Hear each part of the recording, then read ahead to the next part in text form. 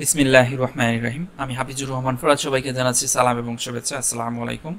তো আজকে আমরা মাইক্রোসফট এক্সেল 2010 ভার্সনের হোম ট্যাবের অর্থাৎ সেল কিভাবে অর্থাৎ ইনসার্ট করতে হয়, রো কলাম তারপরে ডিলিট করতে হয় এ বিষয় নিয়ে আমি আলোচনা করব। চলুন শুরু করা যাক কিভাবে আমরা রো কলাম অ্যাড করতে পারি কোনো টেবিলের ভিতরে। তো এখানে আমরা দেখতে পাচ্ছি যে একটি শীট তৈরি করা হয়েছে, যে শীটের মধ্যে আমরা দেখতে পাচ্ছি meter name, present unit, previous unit এবং ইউনিট টাকা। তো এটাকে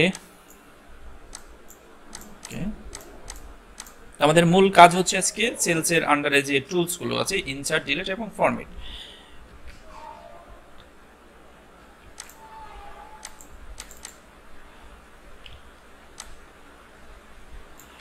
এই তিনটি টুলের উপরে আমি কাজ দেখাবো। ওকে, তো প্রথমত আমরা দেখব যে কিভাবে ইনসার্ট শব্দের অর্থ হচ্ছে যুক্ত করা, অর্থাৎ ডকুমেন্টের মধ্যে আমরা যদি কোনো রো কলাম যুক্ত করতে চাই সেক্ষেত্রে আমাদের এই ইনসার্ট অপশনটি ব্যবহার করতে হবে। ধরুন আপনি একটি প্রজেক্ট তৈরি করলেন, যে প্রজেক্টটি কমপ্লিট হয়ে গেছে, এখন মাঝখানে আপনার কোনো একটি রো এবং কলাম অ্যাড করতে হবে। সেই ক্ষেত্রে আপনি কিভাবে অ্যাড করবেন, দেন আমি যেখানে অ্যাড করব সেখানে কার্সর রেখে দেন বামের দিকে আপনার যুক্ত হবে, যেখানে রাখবেন তার বামের দিকে আপনার যুক্ত হবে। এটি যুক্ত করার জন্য ইনসার্টে যাচ্ছি, ইনসার্ট শিট কলামে ক্লিক করছি, অটোমেটিক একটি কলাম আমার এখানে যুক্ত হয়ে গেল ক্লিক করার সাথে সাথে। এখন আমি এখানে চাচ্ছি যে মোবাইল নাম্বার লিখতে, সবার মোবাইল।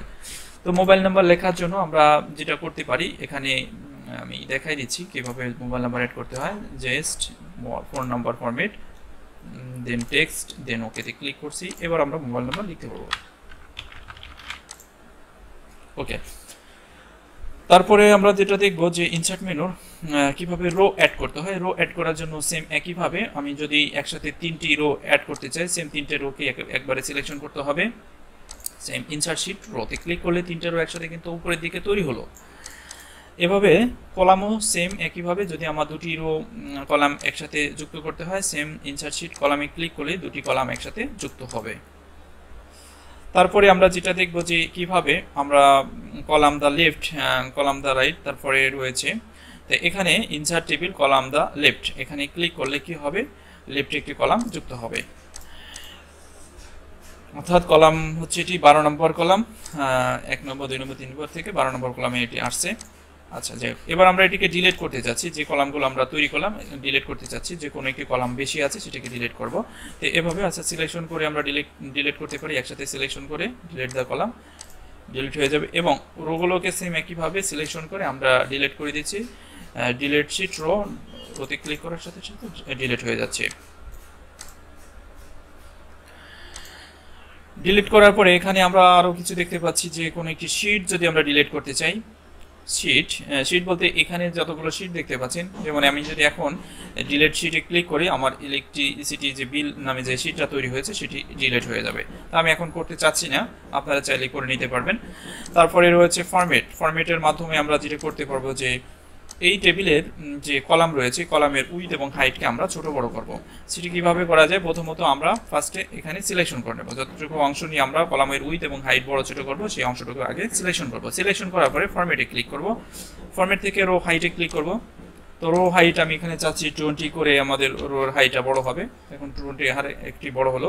এবং same auto fit row height, অর্থাৎ ডেটা অনুপাতে এটার কি হবে, ফিট হবে ডেটা অনুপাতে, অর্থাৎ বেশি যদি কোনো জায়গা থেকে সেটাকে গ্যাপ করে ফ্ল্যাপ করে নেবে। তারপরে আমরা যেটা করতে পারি,